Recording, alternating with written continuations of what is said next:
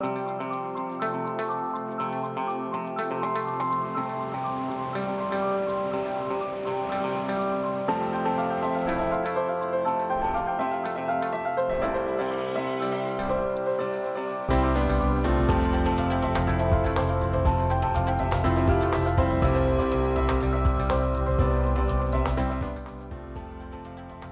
afternoon. Thanks for joining us across the fence. I'm Fran Stoddard.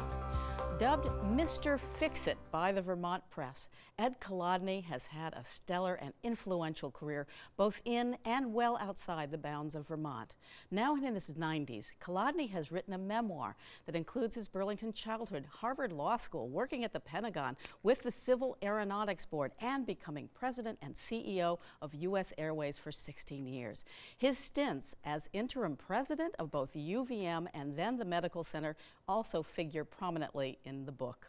I am delighted to spend time looking back and looking forward with Ed Colodny, joining me from his home in Florida. Welcome so much, Ed. Hi, good morning. Morning, Fran.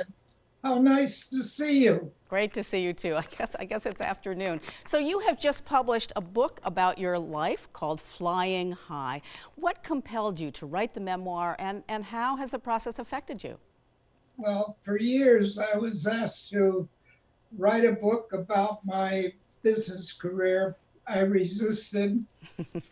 Finally, I started thinking about a book as I was going through old papers, trying to clean out files and looking at all my history and saying, you know, I ought to leave some of this for my grandchildren.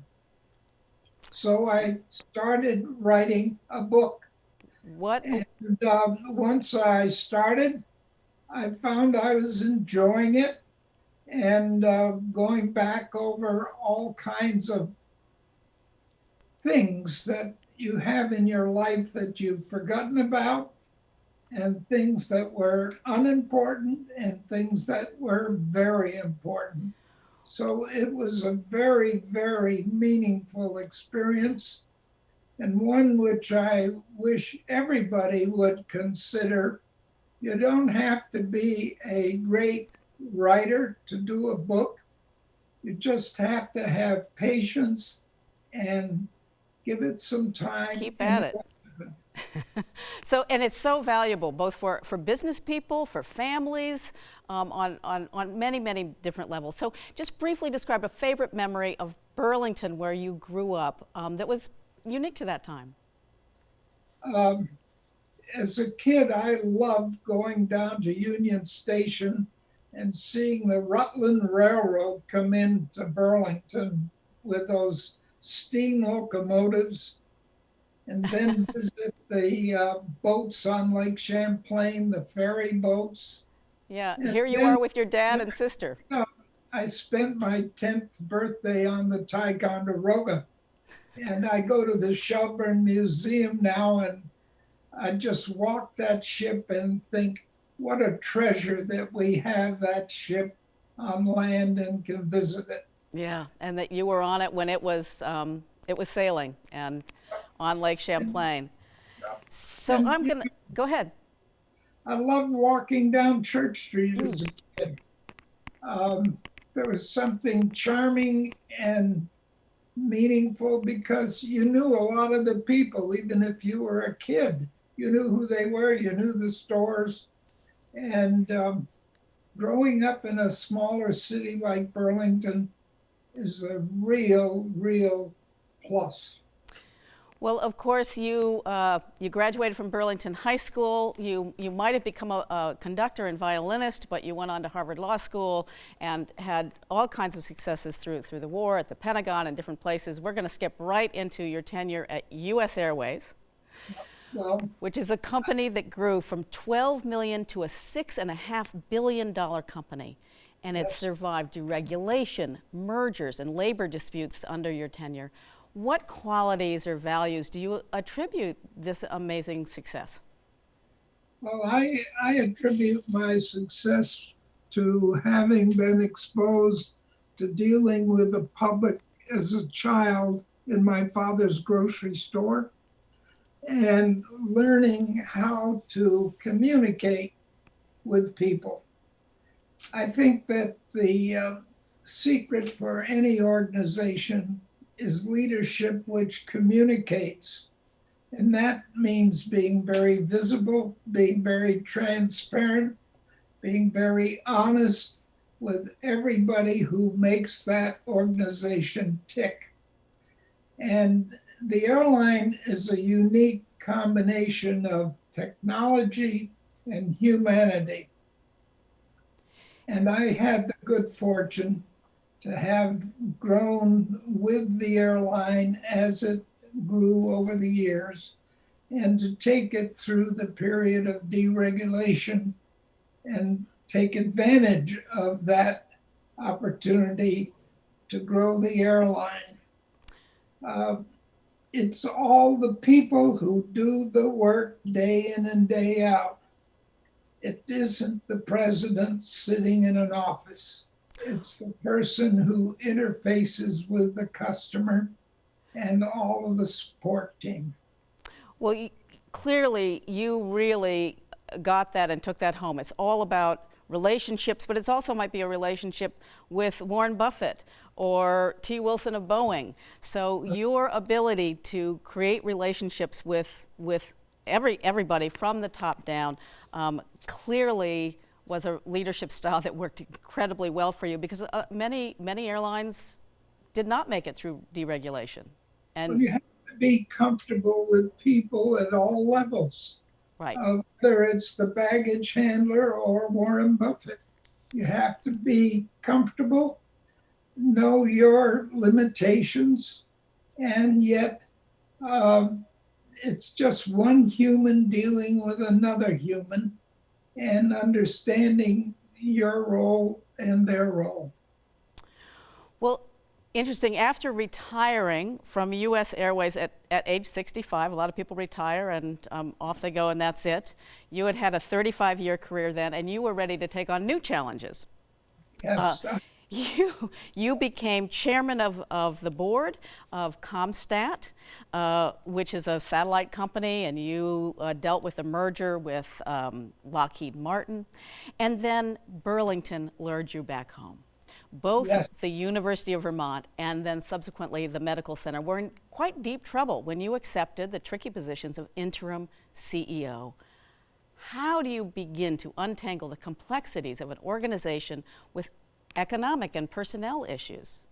Well, the first thing I did when I came to UVM was to meet the people who were here. After all, while the university was having difficulty, it still had thousands of very talented people. My first thought was get to know the people who are there. Don't rattle everybody's cage. And I was fortunate in finding a wonderful person to come in as provost, John Bramley, who worked with me in my year at the university to make changes that were required to stabilize it. Mm. But you can't change everything overnight, and you deal with the most critical issues as you can and hope the chips fall in the right way. Well, you did And seem they to did. steady the ship. Steady the ship and get people to understand that they have a great institution and restore pride in that institution. Absolutely. And as I'm sure you're aware, higher education in Vermont continues to face serious challenges. What do you see as the future of higher education in Vermont? Higher ed has been a major industry in our state, and it's in deep trouble. We've had several institutions already disappear. Mm-hmm. Others are in serious trouble.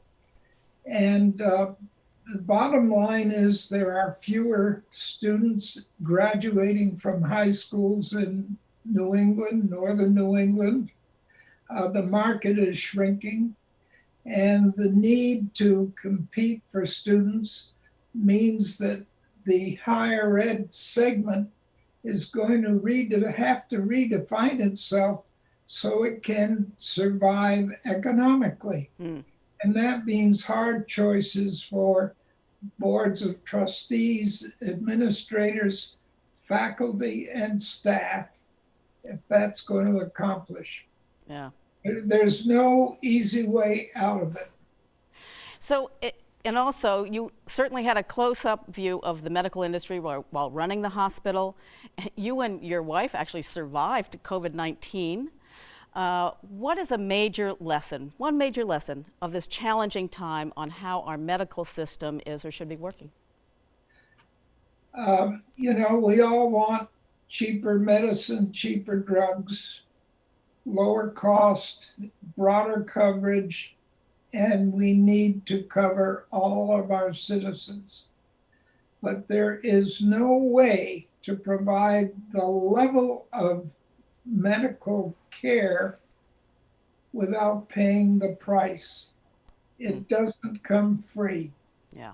And I'm afraid that we are so hung up on trying to lower cost, we may forget the necessity for research and everything else that comes with providing that kind of care for our citizens.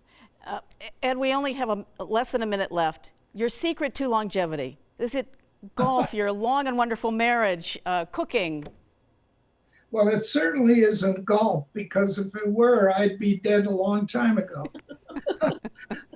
It's family, friends, and the luck of the genes that you're born with, and the good fortune to have enough assets to live comfortably without having to live in a grand style on the Riviera.